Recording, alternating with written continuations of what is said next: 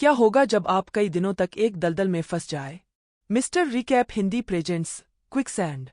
शुरुआत में एक आदमी घने जंगल में बंदूक लेकर भाग रहा था। उसके चेहरे पर डर साफ झलक रहा था। जैसे ही वो आगे बढ़ा, एक दूसरा आदमी जो उसका साथी था उसे पकड़ लेता है। ये दोनों चोर हैं और अक्सर मिलकर चोरी करते हैं। लेकिन इस बार वे जंगल के बीच में एक गुप्त जगह पर पहुंच गए हैं जहां बहुत सारे विशालकाय सांप हैं। उन सांपों को पकड़कर उनकी खाल बेचने का उनका इरादा था, जिससे उन्हें अच्छा पैसा मिल सकता था। लेकिन पहला चोर इस काम से बहुत डर रहा था। उसने कहा, मैं वहां नहीं जाऊंगा, मुझे जाने दो। यह कहते हुए वह अपने साथी से दूर भागने लगा। तभी उसे लगा जैसे कोई उसका पीछा कर रहा है। जल्दी में उसका पैर गीली मिट्टी में फंस गया। जब उसने नीचे देखा तो पाया कि यह एक दलदल था जिसमें एक आदमी का कंकाल फंसा हुआ था, जो शायद यहां फंसकर मर गया था। वह घबरा गया और जैसे ही भागने की कोशिश की, वह भी दलदल में गिर गया।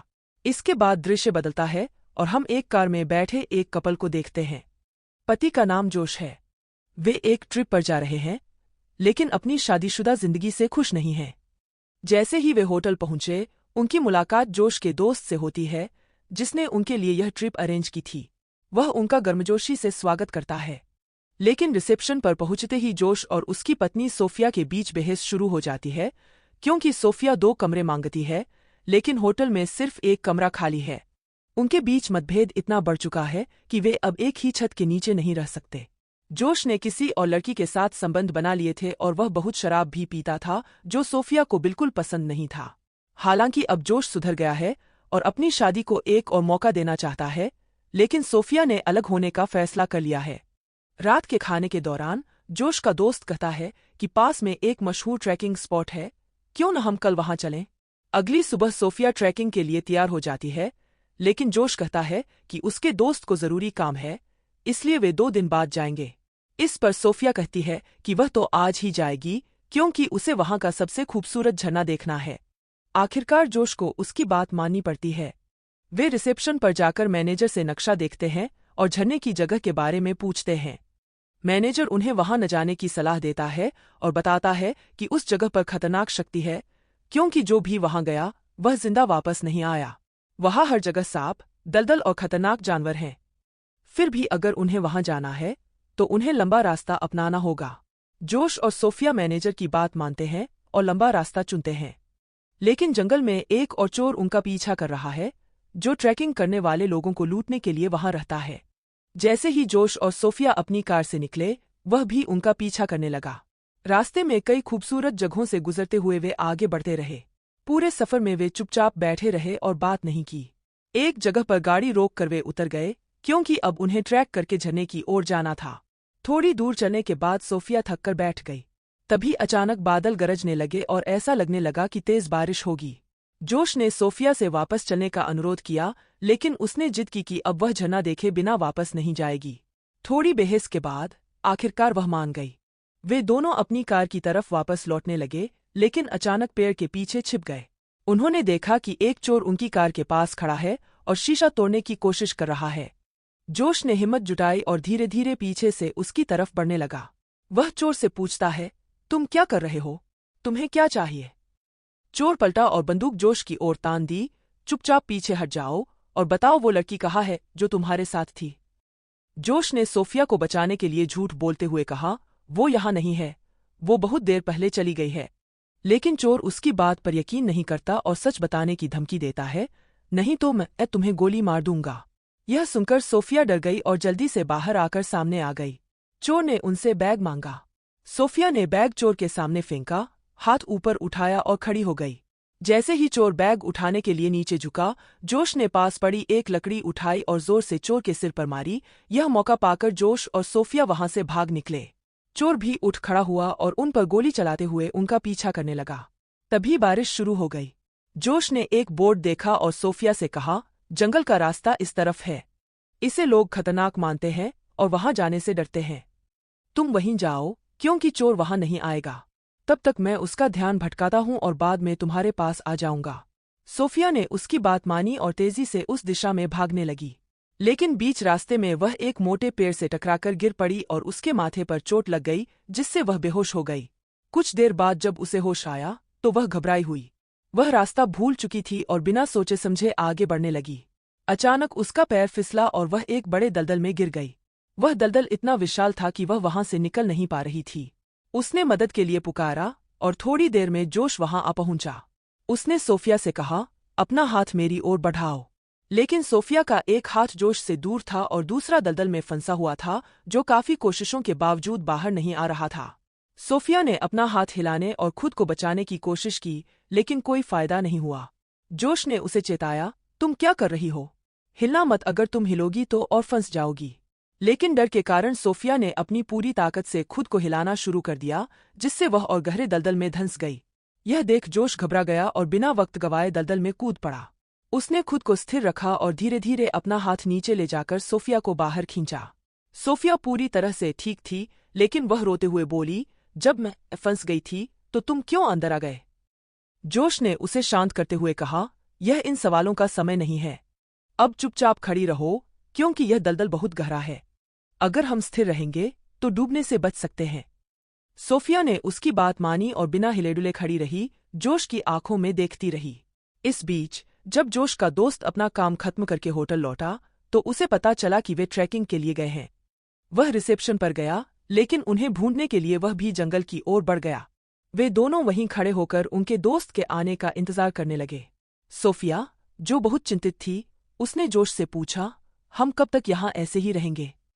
जोश ने जवाब दिया, दलदल अक्सर बहुत गहरे होते हैं, लेकिन इनमें पौधों के पत्ते होते हैं जो हमारा वजन सहन कर सकते हैं।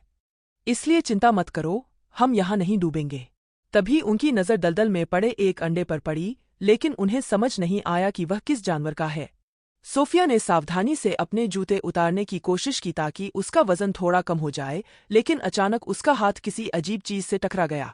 घबराते हुए उन्होंने मिलकर उस चीज को बाहर निकाला। जब उन्होंने उसे देखा तो उनके होश उड़ गए। वह एक लाश थी जो पिछले चोर की थी। लाश का चेहरा देखकर सोफिया बहुत डर गई और रोते हुए कहने लगी, शायद वह भी यहीं फंसा हुआ था और कोई उसे बचाने नहीं आया, इसीलिए वह भूख प्यास से मर गया। सोफिया एक डॉक्टर थी, इसलिए उसे इस स्थिति की गंभीरता का एहसास हो गया। वह हिम्मत हारने लगी और कहा, हम भी यहीं फंस जाएंगे और कोई हमें बचाने नहीं आएगा। उस लाश की पीठ पर एक थैला बंधा था, जिसे जोश ने निकाला। सोफिया ने लाश के हाथ में पकड़ी बंदूक भी उठा ली। थैले को खोलने पर उन्हें छोटे छोटे डिब्बे, हथियार, बाइबल मिले। अब वे सोचने लगे कि इन चीजों का इस्तेमाल करके वे कैसे बाहर निकल सकते हैं। जोश ने इधर उधर देखा और पीछे एक पत्थर पड़ा हुआ दिखाई दिया। उन्होंने योजना बनाई कि वे थैले को लंबा काटकर उसके एक रस्सी बना लेंगे।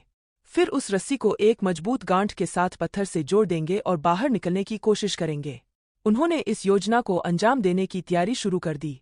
लेकिन तभी उन्होंने देखा कि दलदल के पास बड़ी बड़ी जंगली चींटियां आ रही थीं, जो बहुत बुरी तरह काटती थीं। इस समय वे दोनों उस खतरे से अनजान थे। उधर जोश का दोस्त उनका इंतजार कर रहा था। तभी उसकी नज़र उस चोर पर पड़ी जिसके पास जोश का बैग था। उसे शक हुआ तो उसने चोर से पूछा, ये बैग तुम्हें कहाँ से मिला? चोर बिना जवाब दिए भागने लगा और उसका दोस्त भी उसका पीछा करते हुए उसे पकड़कर पीटने लगा। इस झगड़े को देखकर पुलिस भी वहां आ गई और दोनों को गिरफ्तार कर लिया। इस बीच जोश और सोफिया बैग से लंबी पट्टियां काटकर रस्सी तैयार कर रहे थे। रस्सी के सिरे पर एक गांठ डालकर सोफिया बार बार उसे पत्थर की तरफ फेंक रही थी, लेकिन वह पत्थर तक नहीं पहुंच पा रही थी क्योंकि रस्सी अभी भी थोड़ी कम थी। जोश ने कहा, चलो मैं अपना कोट काटकर इससे और लंबा कर देता हूं। दोनों को पता था कि यह उनकी आखिरी कोशिश हो सकती है, लेकिन वे हार मानने के लिए तैयार नहीं थे। ठंड के कारण दोनों को अपनी जान का खतरा था। जोश ने कहा, अगर हम कल तक होटल नहीं पहुंचे तो हमारा दोस्त हमें बचाने के लिए यहाँ आएगा। इस बीच सोफिया की आंखों में एक चमक आ गई क्योंकि एक हेलीकॉप्टर उनके ऊपर से गुजर रहा था। सोफिया को बचने की जल्दी थी, इसलिए उसने लाइटर निकाला और बुक्स जलाने की कोशिश की ताकि आग देखकर हेलीकॉप्टर उनकी मदद के लिए आ सके। लेकिन जोश ने उसका हाथ पकड़कर उसे ऐसा करने से रोका और कहा, इससे कोई फायदा नहीं होगा क्योंकि बुक्स गीली है। सोफिया ने जवाब दिया, तो ठीक है, मैं इस रस्सी को जला दूंगी, और उसने रस्सी खींचने की कोशिश की। यह देखकर जोश गुस्से में आ गया और बोला, क्या तुम पागल हो? हेलीकॉप्टर हमसे बहुत दूर चला गया है और हमें नहीं देख सकता। यह रस्सी हमारी सबसे बड़ी उम्मीद है। अगर तुम इसे जला दोगी तो हम बाहर कैसे निकलेंगे? सोफिया, जो बहुत डरी हुई थी, ने जोश को चुप रहने के लिए कहा और उसे वही करने दिया जो वह कर रही थी। उसे शांत करने के लिए जोश ने उससे बात करना शुरू किया और उसे याद दिलाया कि वे पहली बार कब मिले थे। सोफिया उसकी बात सुनकर खुद को रोकने लगी, उसकी आंखें आंसुओं से भर आईं। लेकिन तभी अचानक वह दर्द से चिल्लाने लगी, क्योंकि उसकी पीठ पर जंगली खतरनाक कीड़े चढ़ गए थे और उसे काटने लगे। सोफिया बहुत दर्द में थी और जोर जोर से चिल्लाने लगी। जोश ने उसे अपनी जेब से शराब की एक बोतल दी और कहा, इसे पीठ पर डालो, इससे कीड़े भाग जाएंगे। सोफिया ने वैसा ही किया और जब उसने शराब डाली तो कीड़े उड़ गए। थोड़ी देर के लिए उसने राहत की सांस ली। फिर उन्हें याद आया कि उनके पास एक बड़ी बंदूक भी है, जिसे रस्सी से बांधकर बाहर निकलने के लिए इस्तेमाल किया जा सकता है। वे ऐसा करने की योजना बना ही रहे थे कि एक और खतरा सामने आ गया, एक खतरनाक सांप। जोश के ठीक पीछे वह खतरनाक सांप दलदल की ओर आ रहा था, शायद अंडे को लेने के लिए। जोश भी बहुत डरा हुआ था, लेकिन उसने सोफिया को हिम्मत दिलाते हुए कहा, डरो मत, हिम्मत करो। जब वह पास आए तो उसे गोली मार देना। सोफिया सांप का इंतजार करने लगी और जब वह जोश के पास पहुंचा तो उसने जल्दी से गोली मार दी, जिससे सांप घायल होकर भाग गया। हालांकि जोश को एहसास हुआ कि यह एक जंगली और बेहद खतरनाक सांप था और अगर उसका जहर फैल गया तो उसकी जान को खतरा हो सकता है। फिर भी सोफिया ने उसे संभाल, कुछ नहीं होगा, मैं तुम्हारे साथ हूँ, हम इससे भी पार पा लेंगे। उधर जोश का दोस्त, जो चोर से पूछताछ कर रहा था, उससे बोला, तुम्हें मेरे साथी का बैग कहाँ से मिला?